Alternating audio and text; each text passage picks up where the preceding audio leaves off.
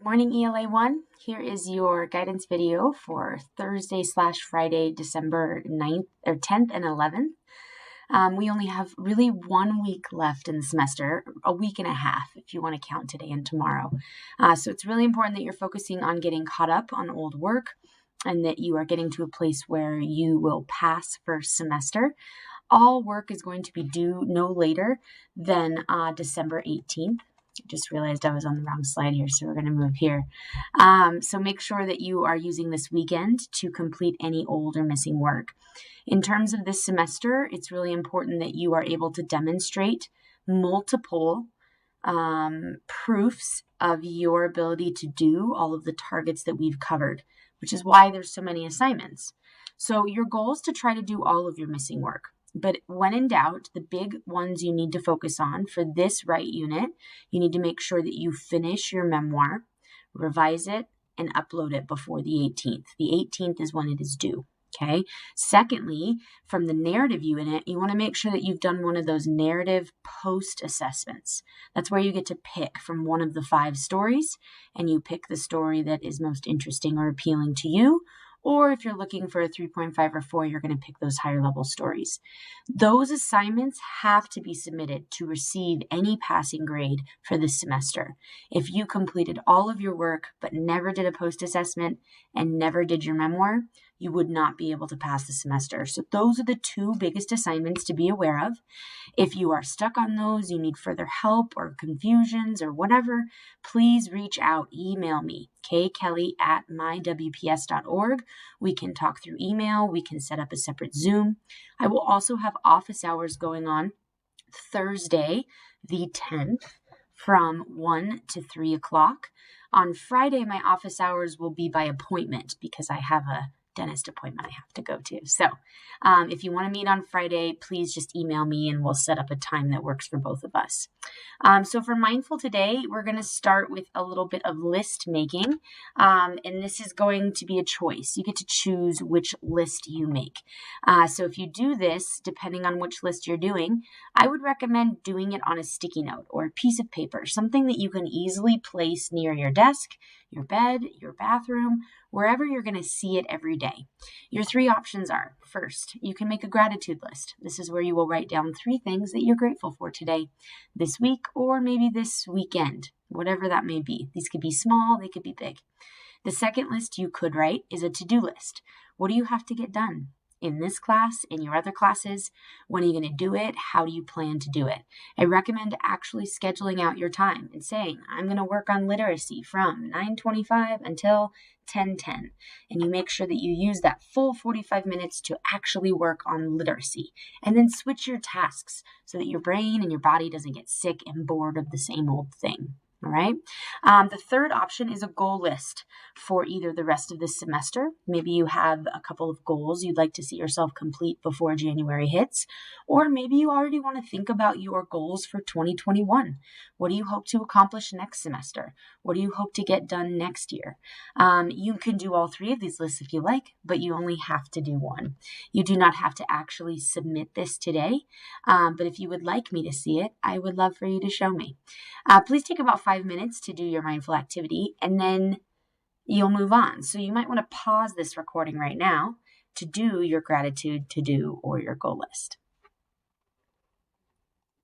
When ready to move on, we're continuing to work on our memoir. All right, so this is the big assignment you need to complete before the end of the semester.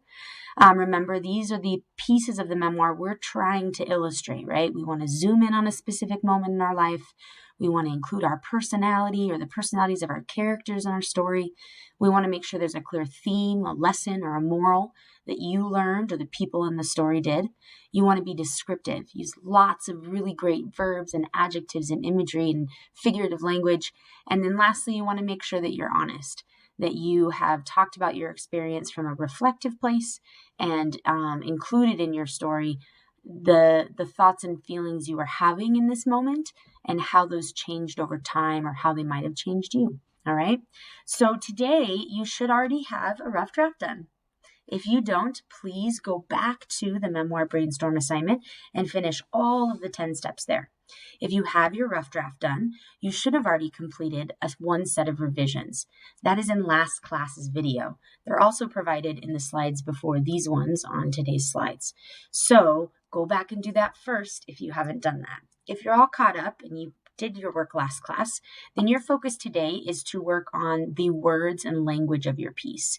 Your goal is to make sure that all of the words you're using are accurate and efficient, and that they do the job quickly, because you only have a page or two to write your story. So you want every word to be jam-packed with purpose and meaning. All right, so what you're going to do today to complete your work is you'll head over to Empower. You'll open up the assignment called Flash Memoir. That's going to be under the Write Right playlist. Under step 4 is where you'll find a document that provides you through your language steps. You will be checking the spelling, capitalization, and boring words section of your memoir. So you're going to begin by rereading your memoir. It's really good to reread, because when we do this, we find moments when we can add things, change things, or where something might need to be adjusted. I recommend rereading your memoir out loud. You will hear it differently when you actually hear it spoken. As you read, you're going to be looking for what I call boring words. And on the document that's provided here under step 4, you will see what those boring words are. But they're words like very, so, happy, sad, words like mad, words like interesting or really. These words don't do much for us, right? So we want to go find better words to replace those boring words with. You will use a Google search to search for these synonyms that you can use instead. You'll next check the capitalization of your words and letters and make sure that everything that should be capitalized is, and everything that shouldn't is not.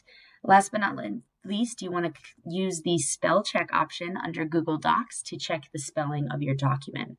Under step 5 of the Flash Memoir assignment, you will use the text feature to type in the 5 new interesting words that you added to your story.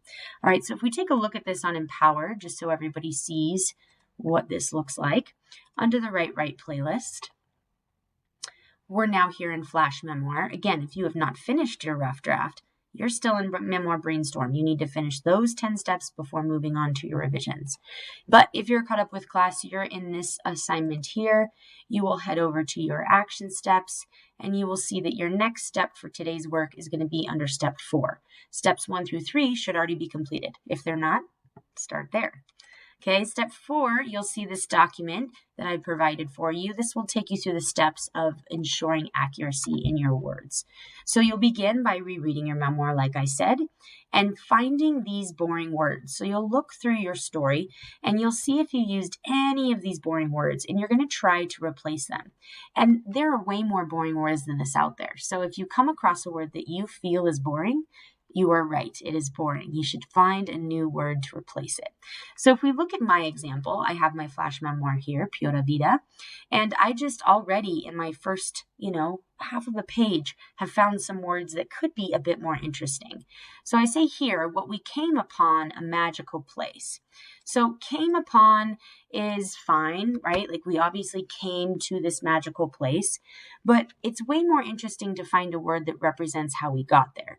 And Alyssa and I just kind of had no plans. We just kind of showed up. We hoped for the best. So we sort of stumbled into this magical place. We didn't really know what we were about to find. And so I think the word stumbled would be better here. And I already have that word in my vocabulary.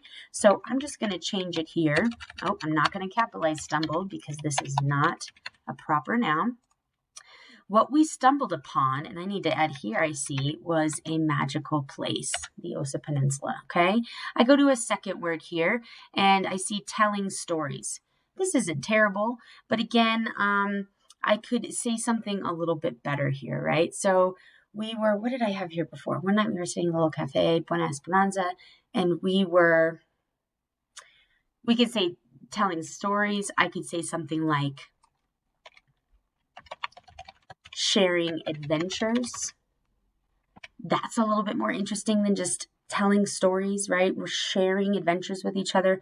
There's lots of things I could say here. And if I'm unsure of what words I could use, this is when I could go into Google and I could just simply type in SYN. This stands for synonym. If I put a space and then I type the word I want a better word for example, telling, telling stories, I'm going to put in synonym telling.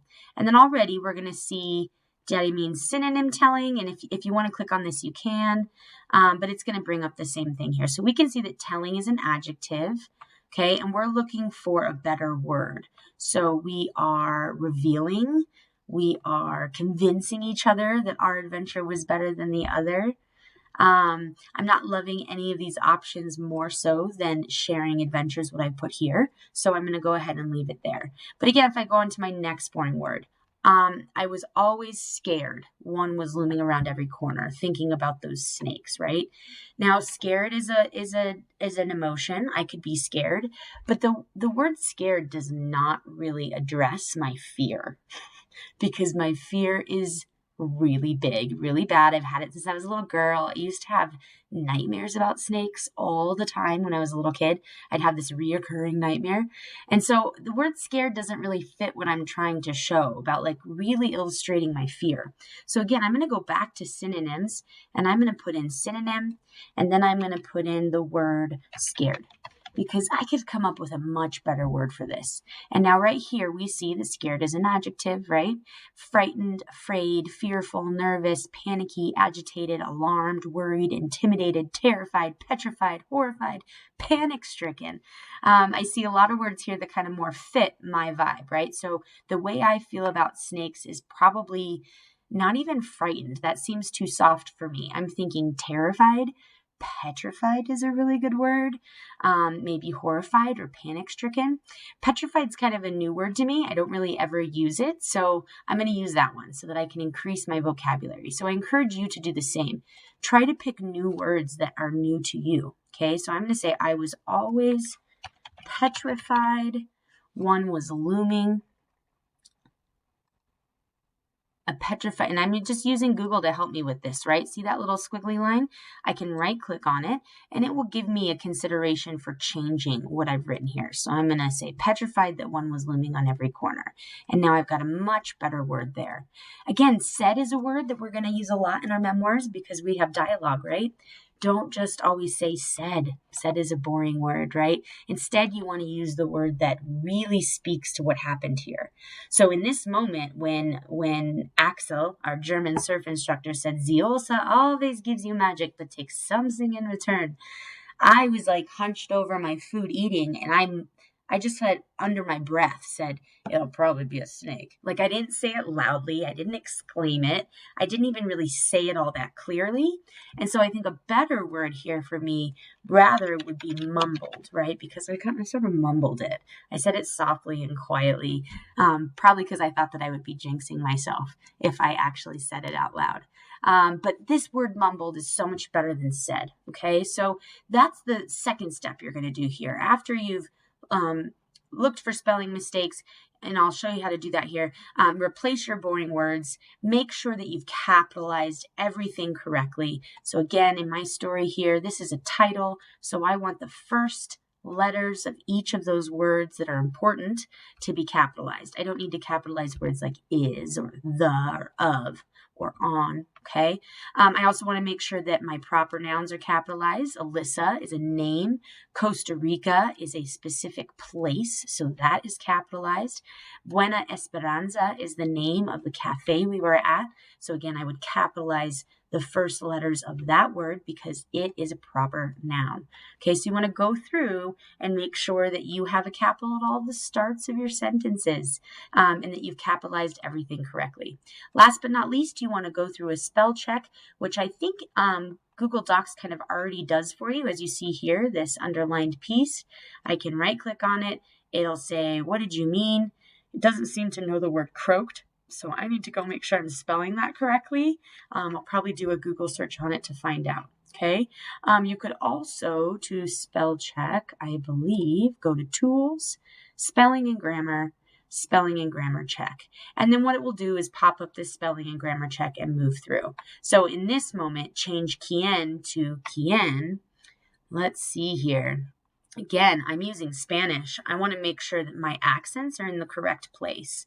So I need to go see if this is the correct quien that I want to use. or where that accent needs to be so that that is correct. I also don't know how to add accents, so I need to go in and look that up. I'm just going to Google it. Remember, you can Google all sorts of things to find out what you need to do. All right, so that's your focus today, is to look at the language of your text, make sure that it's spelled right, boring words have been taken out, and you have capitalized everything properly.